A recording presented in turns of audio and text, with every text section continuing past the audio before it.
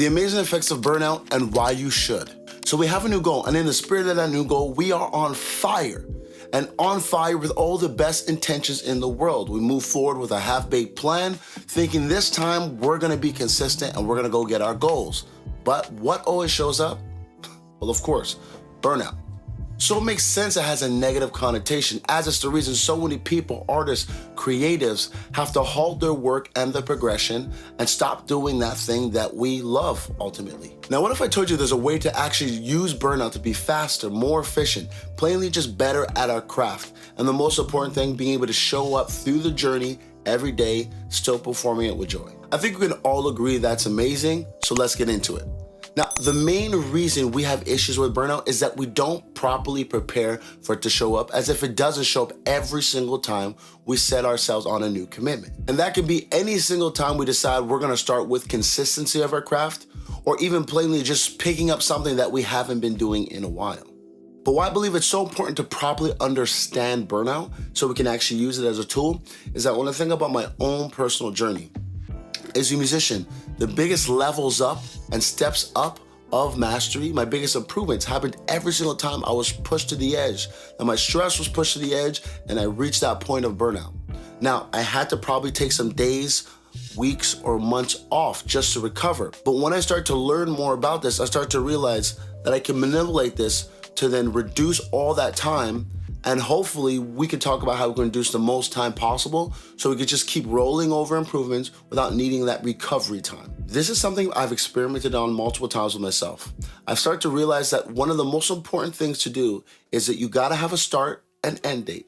And throughout that start and end date, you have to have time for high stress, and equally important, you have to have time for purposeful rest, not rest because you didn't do what you're supposed to do. Now, utilizing purposefully high stress and high rest moments will allow you to go through and perform through those burnout moments without needing a lot of recovery. And why would we do this in the first place? Well, obviously, to be better creatives. I believe as we are, this world has a creator.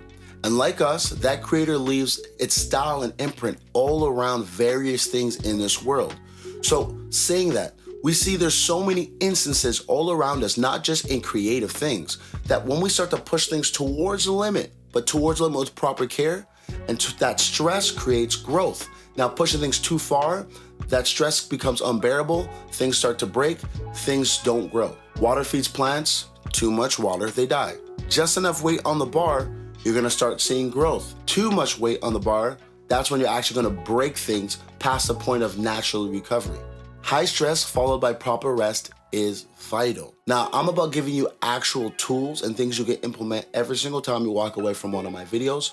So let's talk about how we do this. Depending on what your goal is, I'm gonna say every single time the absolute first step is clarity. Now, it's very important that you understand something that pushes you towards your be-all end goal. But what's more important is understanding what's actually achievable, not even with the skill you have, but with the time that you have. Second, or maybe 1B, understand you cannot serve two masters. You must choose one priority. And again, this is important because we're going to talk about the time that you actually have to complete your task.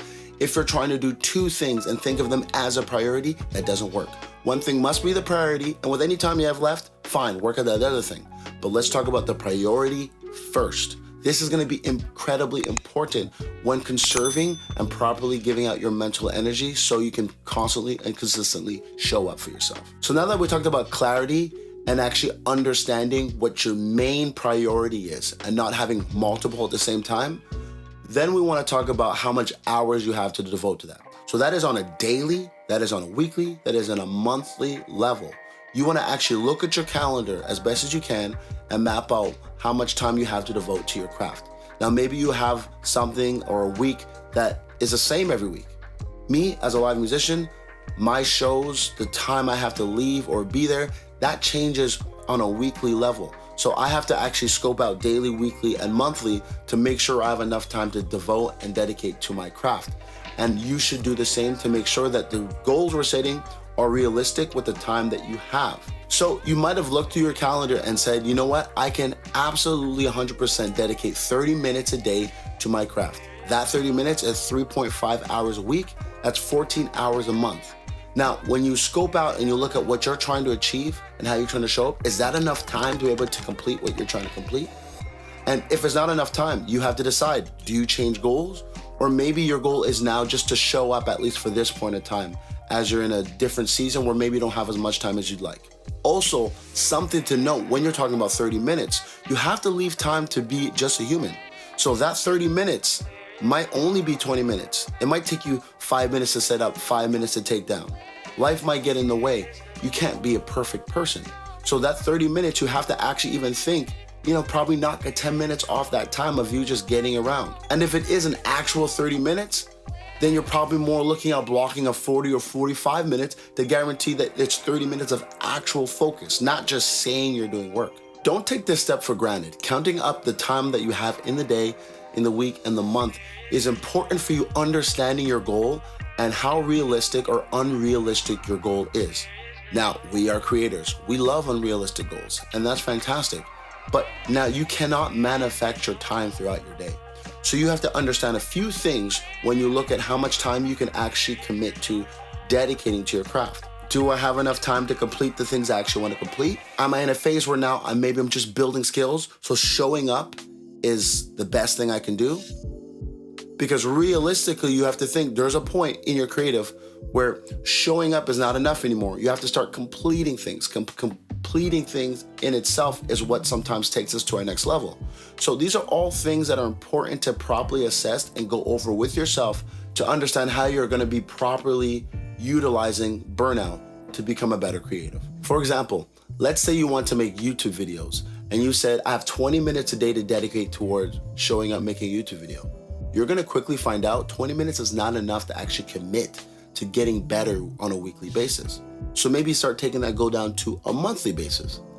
But for YouTube specifically, you'll find out as well, that might not be enough either. So then maybe it's just about showing up every day to commit towards learning the platform, learning your craft to be able to get better in those moments. And then there'll be a time where you have to decide, if I only have 20 minutes a day, you have to find another 10, 20, 30 throughout the course of your journey to make sure you can actually show up if this is something you really want to do. Other things are going to have to fall by the wayside to make sure that you can actually commit to your creative. So we've identified the time we have to commit to our craft. Equally important, again, we have to now identify where we're going to actually put our rest times. I like putting my rest in the beginning of the week after completing a week of work. So after I get that YouTube video, after I finish that song, I usually like to take my Monday morning as just kind of relaxed.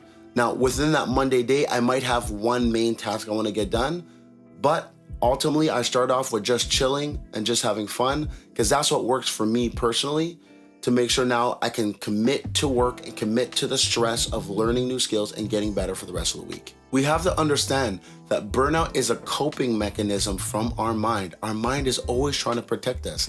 It is incredibly uncomfortable learning new skills. It is incredibly uncomfortable having high stress periods without knowing when we're ever going to get a chance to rest. Having methods to cope with the burnout, understanding that you see the finish line and you know you'll be relieved of the stress on a weekly basis is huge in being able to show up time and time again. And disclaimer, we want to plan rest, not hopefully have time to rest later on down the line. You need to have it in your schedule. You need to know where it is.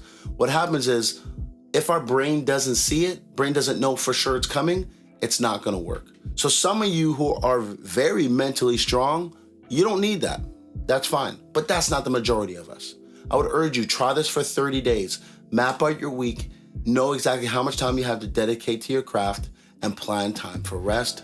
I believe it's gonna make you a better creative, and that's all we ultimately wanna be. Go create, be great, peace.